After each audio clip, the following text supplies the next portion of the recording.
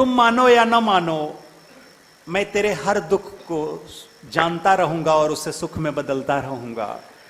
ये मेरा कार्य है। मैं अपने पक्ष के काम ईमानदारी से करता हूं, सामने वाला करे या न करे वो उसका काम है। एक चीज मैं करता हूं कि मैं अपनी अच्छाई किसी और को कंट्रोल करने नहीं देता हूं। मेरी जो प्रकृति है अच्छा करना, मैं कोई चीज या कोई आदमी उसे कंट्रोल नहीं करेगा। इसलिए मैं हमेशा एक बात कहता हूं, you should not allow to control your happiness by other and by other things. Do not give the key of your happiness to other hand. मेरे बंधुओं, अपने पक्ष का काम अपने कर लेना। हमने सुना है कि coffer of donor never be empty. Coffer of donor never be empty. दानी का कभी तिजोरी खाली नहीं रह सकता है, कभी खाली नहीं रहेगा। Coffer of donor never be empty. और why god is giving, you are giving. भगवान इसलिए तुम्हें देता है कि तुम दे रहे हो, तुम अच्छे कार्य कर रहे हो। कभी कभी वो कंजूसों को भी देता है इस होप में कि he is going to give, he will give, he will give. Sometime miser fellow also given by God in hope of कि he is going to give। वो देने जा रहा है, वो आज नहीं कल देगा। तो मेरे बंधुओं, और दान सिर्फ धन का नहीं, बहुत चीजों का है।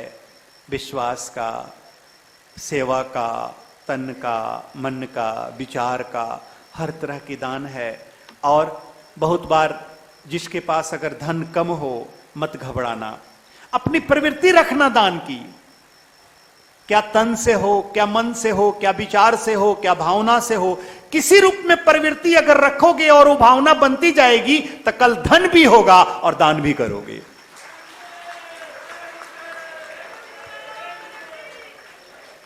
अगर प्रवृत्ति नहीं रहेगी तो कल होगा भी और कर भी नहीं पाओगे, फिर वो सार्थक भी नहीं होगा। एक राजा के चार सेवक थे, 5 लोग थे। एक पंडित जी थे, ब्राह्मण देवता थे जो उनकी पूजा कराते थे। राजा का जो दूसरा सेवक था वो नाई था, बार्बर था जो उनकी दाढ़ी बनाता था, बाल काटता था। दूसरा एक राजपूत था जो सेवा करता था, उनकी रोज सेवा देता था, उनको घुमाता था, चलाता था, कुश्ती सिखाता था, योगा सिखाता था। चौथा मेरे बंधुओं धोबी था जो कपड़ा धोता था। और पहला ब्राह्मण, दूसरा नाई, तीसरा राजपूत, चौथा धोबी जो कपड़ा धोता था। और 5वां व्यापारी था जो उनकी अकाउंट करता था, जो बिजनेस समाज का था, वो उनकी अकाउंट करता था। तो राजा विक्रमादित्य जब तीर्थ पर जाने लगे तो पहले लोग अंत समय में तीर्थ पर जाते थे और तीर्थ में ही उनकी अंतिम निर्माण हो जाती थी। कभी कभी तुम गए हो और किसी तीर्थ स्थान में और किसी की मृत्यु हो जाती है तो लोग बोलते हैं क्या हुआ, इनका क्या हुआ है, तो तीर्थ में गए मर गए।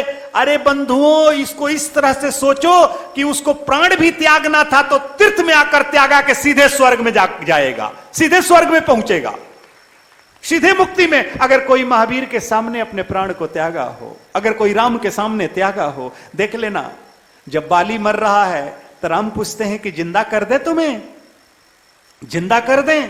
तो वाली कहता है कि प्रभु मैं नालायक हूं, मैं पापी हूं, लेकिन मूर्ख नहीं हूं कि प्रभु राम के सामने मेरी प्राण जा रही है। जीवन भर के पाप धुल गए मेरे, यही धुल गए कि आप सामने दर्शन दे रहे हो अंत समय में। तो मेरे बंधुओं, तो राजा घूमने गया, कहे कि तीर्थ जा रहा हूं, मैं लौटूंगा कि नहीं लौटूंगा, आप 5 अपना अपना काम कर लेना, आप लोगों ने बहुत सेवा दिया है। 5 को बुलाया और सबको बराबर मात्रा में पैसे दे दिया, अमाउंट दे दिया और कहा ये ले, तुम अपना काम करके अब तुम लोग आगे बढ़ जाना, मैं लौटू कि नहीं लौटू, नहीं तो तुम लोगों का कर्ज मेरे ऊपर रह जाएगा। ये लोग राजा देकर चले गए। राजा मरे नहीं, 20 साल के बाद लौट कर आए, तीर्थ स्थान घूमकर आए तो देखे थे कि 5 की 5 स्थिति थी, 5 रूप में थे, 5 तरह से थे। राजा को आश्चर्य हुआ कि मैं सबको बराबर पैसा दिया और 5 स्थिति में कैसे हैं। तो पांचों कौन थे? ब्राह्मण को देखे कि वो एक मंदिर बना लिया था और मंदिर की पूजा करता था, पूजा पर जो पैसा चढ़ता था उससे अपना जीवन यापन कर रहा था। नाई जो बार्बर था वो बार्बर शॉप खोल लिया था, लोगों की दाढ़ी बनाता था, अपना जीविका चला रहा था। धोबी कपड़ा धोता था, एक लॉन्ड्री शॉप खोल लिया, आयरन करता था और वो कपड़ा बनाता धोता था और ये करता था। वो जो राजपूत था वो अखड़ा चला रहा था, लोगों को लड़ाता था और उससे कुछ कुछ पैसे कमाता था।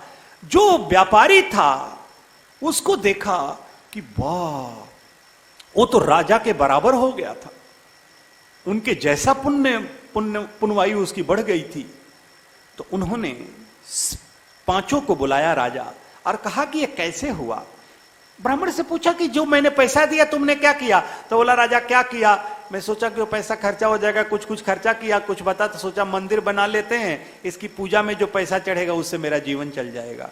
और राजा ने कहा तुमने मंदिर परमात्मा की बनाई, लेकिन परमात्मा के लिए नहीं, पैसा के लिए बनाई। चल ठीक है, तुमने मंदिर परमात्मा की बनाई लेकिन परमात्मा के लिए मंदिर नहीं बनाई, पैसा के लिए मंदिर बनाई।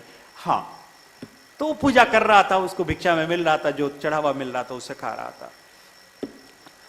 नाई से पूछा कि तुमने क्या किया? तो बोला महाराज मैं तो पैसे रख दिया, कुछ खर्चा किया, कुछ पॉकेट में ही रखा, चूहा कतर डाला, चूहा काट दिया, पैसे नुकसान हुए, कुछ बचे उसका मैं खोल लिया हूं, दाढ़ी उड़ी बनाता हूं। धोबी से पूछा तुमने क्या किया?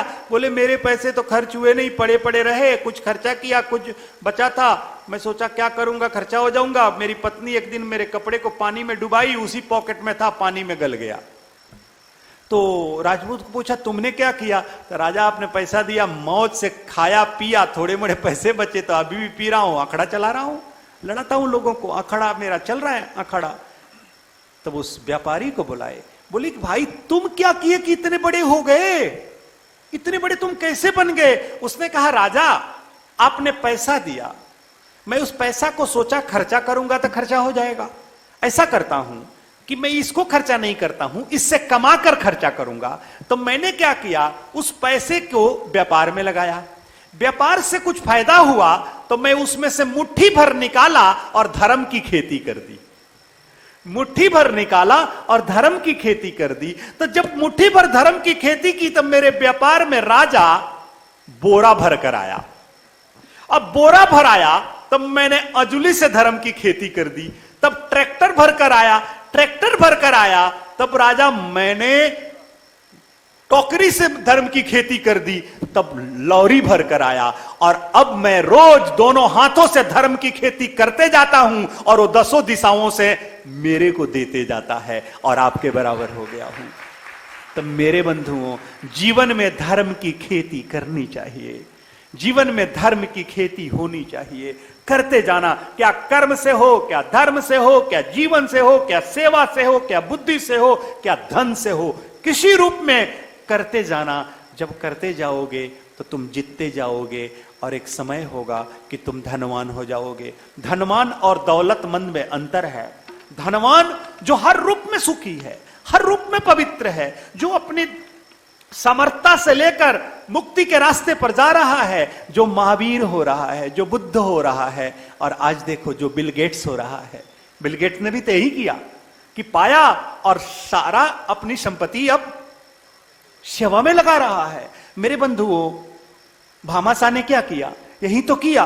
तो उसे धनवान कहते हैं। दौलतमंद उसे कहते हैं जिसको तुरंत तुरंत पैसा आ गया है और पैसे के साथ धर्म नहीं आया, अहंकार आ गया, क्रोध आ गया, गलत आदतें आ गई। इसलिए कि कलयुग 5 जगह मांगा था परीक्षित से, 5 में एक सोना भी मांगा था, एक धन भी मांगा था। तो मेरे बंधुओं, जानते हो, अगर तुम में संस्कार नहीं आया, धर्म नहीं आया, सिर्फ पैसा आ गया तो दौलतमंद हो गए। और दौलतमंद का अर्थ होता है दौ मतलब दो, लत मतलब लात। जब लक्ष्मी की 2 लात लगती है तो उसे दौलतमंद कहते हैं। जब आगे से लगती है तो करोड़पति होता है, और उल्टा पुल्टा करता है तो फिर लक्ष्मी पीछे से मारती है तो रोडपति हो जाता है, सड़कपति हो जाता है। तो मेरे बंधुओं, तुम जीवन में दौलतमंद नहीं, धनवान बनना। धनवान बनना और जीवन में अच्छे कार्य करना। जरूर वैसा कार्य करके जाना कि कम से कम तुम्हारे कार्यों को याद करके लोग अपने आंखों में 2 बूंद आंसू लाए। कहते हैं आदमी तो हम सब हैं, पर है वो आदमी जो आदमी के काम आए, जिसके आने से चमन में बहार आए और जाने से हर पल उसी की याद आए।